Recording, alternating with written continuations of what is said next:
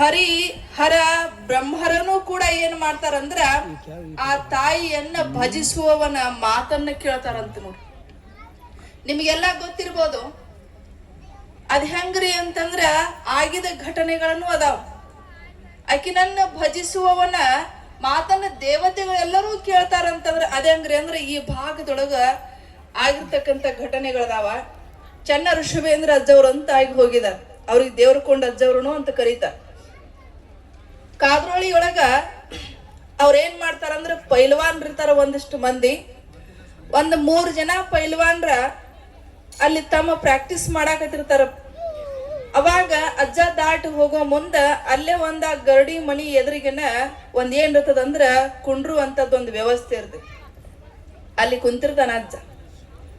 ಈ ಪೈಲ್ವಾನ್ರು ಹೆಂಗಿರ್ತಾರಂದ್ರ ಬಹಳಷ್ಟ ಅಹಂಕಾರದಿಂದ ಕೂಡಿರ್ತಾರ. ಒಂದಲ್ಲ ಎರಡಲ್ಲ, ಅಷ್ಟ ಮದಗಳ ಅಹಂಕಾರದಿಂದ ಕೂಡಿರ್ತಕ್ಕಂಥವ್ರು ಆಗಿರ್ತಾರ.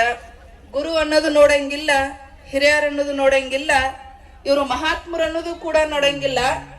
ಅವರಲ್ಲಿರ್ತಕ್ಕಂಥ ಒಂದು ಯೌವನ ಅಥವಾ ಬಲದ ಮದ ಏನು ಮಾಡ್ತದಂತಂದ್ರ ಅಜ್ಜನ ನೋಡಿ ಏನ್ ಮಾಡ್ತಾರಂದ್ರ ಇಲ್ಲೊಬ್ಬ ಕುಂತ ನೋಡಿ ನಮ್ ಜೊತೆಗೆ ಪ್ರಾಕ್ಟೀಸ್ ಮಾಡಕ್ ಬಾಳ್ ಚಲೋ ಆತಂತೇಳಿ ಅಜ್ಜನ ಜಗ್ಗಿ ಕರ್ಕೊಂಡು ಹೋಗ್ತಾರ. ಅವ್ರೊಳಗ ಕರ್ಕೊಂಡು ಹೋಗ್ತಾರ.